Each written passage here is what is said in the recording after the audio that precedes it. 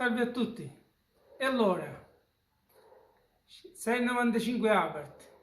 Andiamo a fare qualcosa, ma voglio accennare prima un discorso. Capisco che tanti di voi rimettono delle auto con passione proprio perché si è vissuti dall'inizio con il padre che ha acquistato quest'auto, quindi ci sono state delle evoluzioni dove si è cresciuti con questo clima familiare, con queste auto e quindi una storia che ognuno di noi sarà sicuramente diversa, ma con passione vissuta in famiglia, quindi sicuramente per chi vuole rimettere qualche cosa del genere perché proprio ha vissuto degli anni felici con il padre, con la famiglia, un po' con tutti.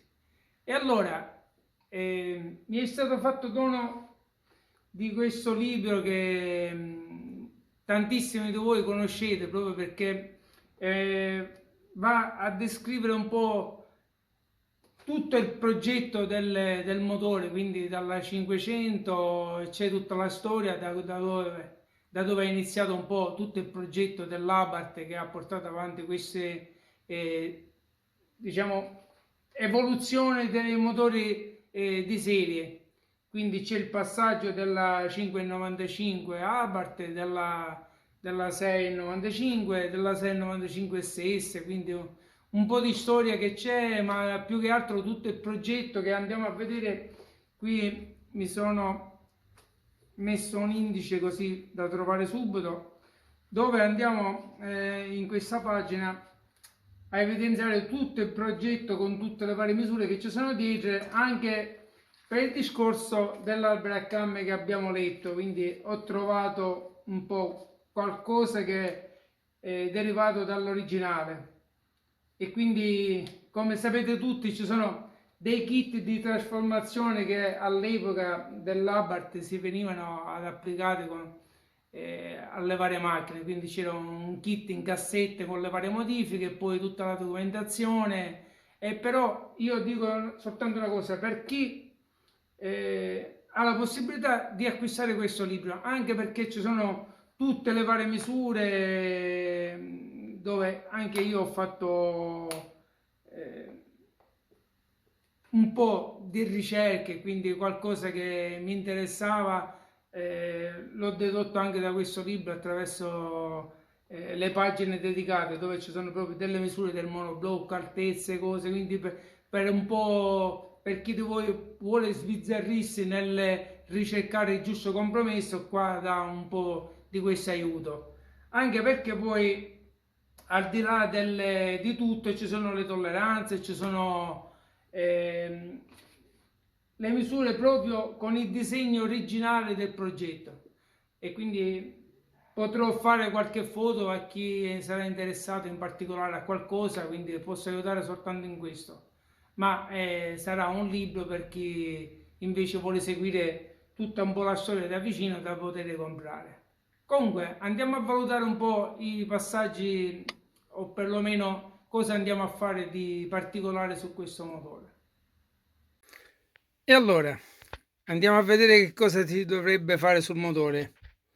E allora questi sono dei cilindri che fanno una replica di doppi cilindri, diciamo i cilindri accoppiati per il 695, quindi diametro 76 interno e 82 all'esterno. Poi ripeto, si possono fare diverse lavorazioni da seguire e difatti poi seguendo un po' poi quel manuale del 695 Abarth vi sono diverse configurazioni di lavorazione anche di modifiche che hanno adottato per quei tempi, però vediamo un po' di vedere come poter lavorare questi tipi di cilindri. Intanto dobbiamo portare a dimensione gli alloggi interni del monoblocco. In questo caso dobbiamo andare a fare una lesatura dell'interno cercando di vedere un po' prima gli interassi dei due cilindri, che dobbiamo vedere se sono uguali a questi, o altrimenti vedere un po' se devono essere leggermente decentrati oppure no. Questo lo andremo a controllare anche in fase di lavorazione, quindi verranno tolti i prigionieri. E prima cosa da andare a fare, un po' come questo, in questo caso andiamo a togliere tutti i tappi che sono in alluminio, che originalmente sono per andare a chiudere la lavorazione di foratura all'inizio del monoblocco. Quindi altro passaggio che andiamo a vedere anche qui sulla parte esterna, altro tappo da andare a togliere. E dopo questo c'è un altro tappo che andiamo a fare all'interno, quindi lo andiamo a togliere pure e così abbiamo tutta la parte della lubrificazione. Vedete qualche piccolo residuo ancora all'interno che deve essere tolto. Vedete qua addirittura, se vedete, è chiuso il foro, al di là che è stato messo a bagno. Vedete qua che cosa c'è ancora. Andiamo a togliere questo residuo di come dire, olio e smeriglio, che si vengono, anche se pulito, si vanno a mettere dietro il tappo, proprio perché basta che c'è una leggera incavità, rimane questo intappolato dentro. E anche se andiamo a lavarlo poi per bene, se questo non viene rimosso, entra in circolazione e poi va un po' a bloccare le bielle, l'albero motore, quindi a venire un grippaggio di tutti i componenti che sono. Quindi questo, lo vedete, lo dobbiamo andare a togliere.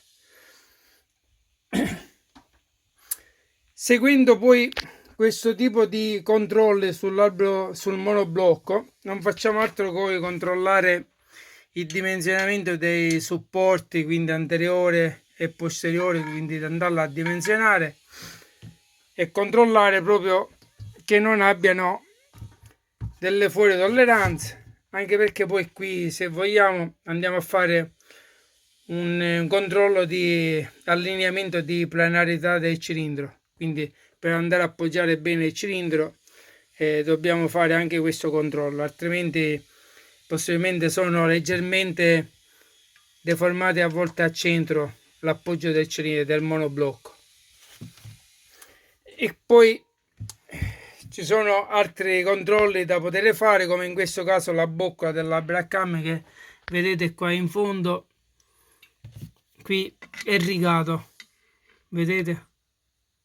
Quindi vediamo di farlo vedere più da vicino. Vedete queste rigature, e anche qua davanti un po' di consumo. Questo poi dove va a girare l'albero a camme abbiamo delle tolleranze in più e va a perdere di pressione d'olio, e quindi ci accende un po' poi la spia dell'olio. Da controllare questa è la rondella, quella che va a lavorare qui dove c'è la brackham, ci va a lavorare una rondella che normalmente viene appoggiata, incorporata nella pompa dell'olio. Questa deve essere da vedere che vada a lavorare bene, che non sia rigata nella parte di appoggio. E poi alla fine si è deciso di montare questo tipo di brackham. Ricordate nella lettura degli brackham, andiamo a scegliere un po' questo qua, il numero 4, che vediamo che ha, vediamo da qualche punto c'era un'alzata scritta, ecco, vediamo di vederlo, 7,7 di alzata, quindi vedete qua in questo caso 7,7 di alzata, quindi quel bocciolo che andiamo ad avere fatto la lettura, che poi se ne andava come alzata a 12. Andiamo a montare poi questo alla fine, perché visto che andiamo ad avere una corsa lunga con l'albero motore del 76, possiamo sfruttare questo incrocio con alzata 7,7 che poi se ne va a 12 con il rapporto bilanciere. E più che altro perché poi abbiamo poco incrocio qui abbiamo poco incrocio tra i due punti del bocciolo a punto morto superiore, e quindi si è preferito montare questo tipo di black cam. Il coperchio, quello originale che va a montare questo, un po' l'unica cosa che andiamo a fare, visto che qua va a montare poi il 34 verticale, da questo facciamo poi alcune considerazioni per delle lavorazioni sul monoblocco, cioè sulla testata, che faccio vedere a breve. E l'unica cosa che consiglio su questo tipo di coperchio è di andare a controllare, vedete, questi punti che quando è montato va a strofinare un po' le doppie molle qui nel coperchio. Ci sono sempre delle sulle parti che va un po' a strisciare la molla e quindi crea smeriglio nel circuito qui dell'olio. Quindi questo dobbiamo andare a lavorare e fare attenzione che la molla non vada a togliere materiale qui.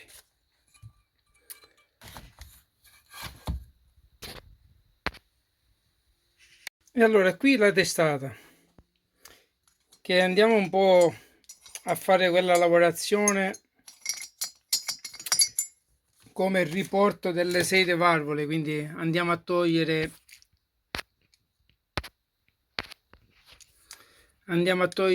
questi anelli della sete, quindi quello di aspirazione e quello dello scarico, proprio perché andiamo a montare come da manuale della replica del 695 Abarth le valvole 34 di scarico, cioè 30 di scarico e 34 l'aspirazione.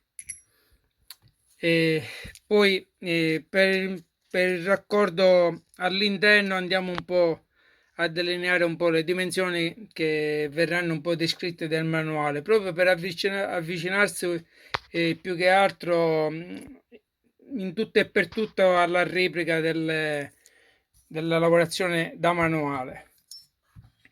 Anche qui in questo caso andiamo a lasciare le guide, in questo caso come le originali queste, non andiamo a montare il classico paraolio che poi è stato adottato anche dalla 126, ma in questo caso andiamo a mettere soltanto poi i gommini OR che come da originale vanno a montare. E controlliamo sempre gli alloggi qui di accoppiamento per il coperchio del punteria dell'Abarth, andando a controllare le sezioni e anche le sezioni interne, in questo caso delle sede valvole rispettiamo quel manuale. Quindi altre lavorazioni casomai di controllo andiamo a fare questa spianatura leggera sull'accoppiamento dello scarico da una parte e dall'altra, e poi al di là dei vari controlli anche il discorso delle bielle che verranno un po' alleggerite e bilanciate per poter fare un accoppiamento un po' più sistemato anche della stessa biella. Unico pezzo forte un po' di tutto l'insieme del materiale poi che andiamo a vedere è un po' l'albero motore. Perché l'albero motore?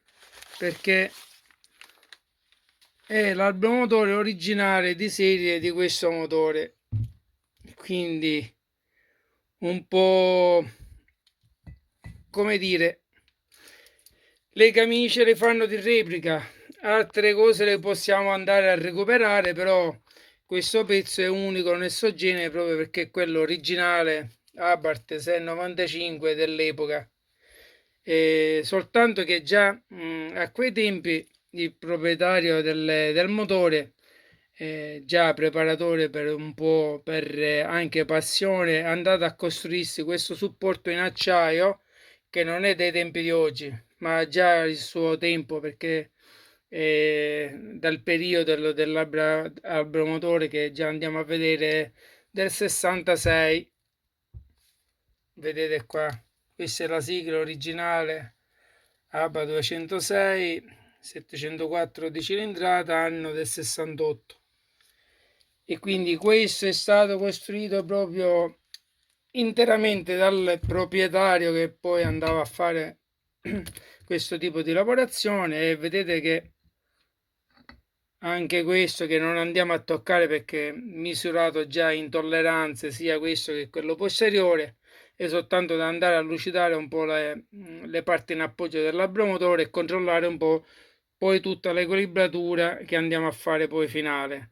E questo è un tipo di bronzo già fatto per quei tempi, che ha durato più di 40 anni, e vediamo che è in ottimo stato ancora, anche il supporto lavorato bene.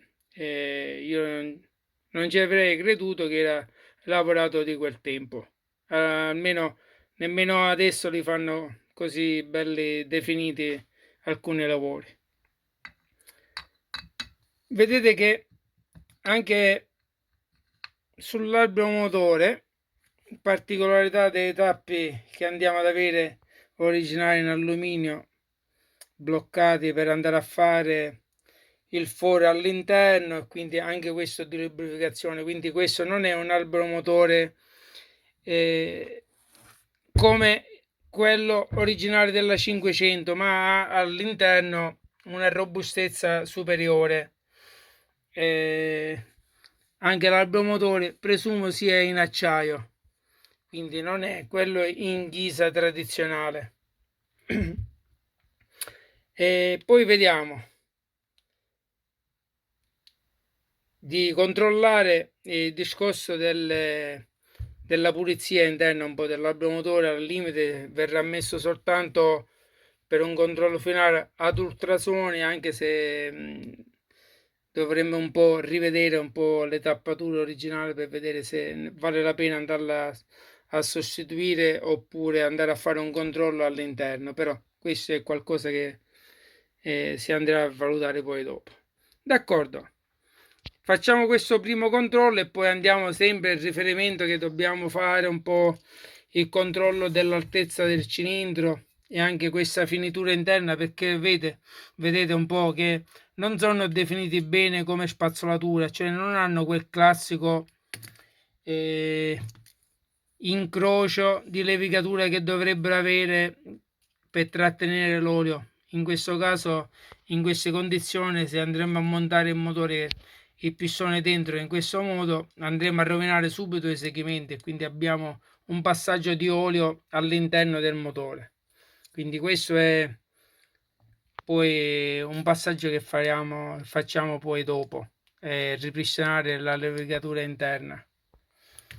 Va bene, vi lascio con tutto questo tipo di lavorazione di materiale. Ripeto sempre che se vogliamo fare qualcosa di buono dobbiamo seguire quel manuale che all'origine ci dà un po' tutto, un po' il progetto per come è strutturato, con tutte le dimensioni, tutte le quote di tolleranza, e andiamo a vedere le varie modifiche che sono state apportate ai singoli pezzi per l'evoluzione del motore. Quindi per chi vuole capire un po' qualcosa in più, non fa altro che avere quel manuale per poter avere documentazione in più.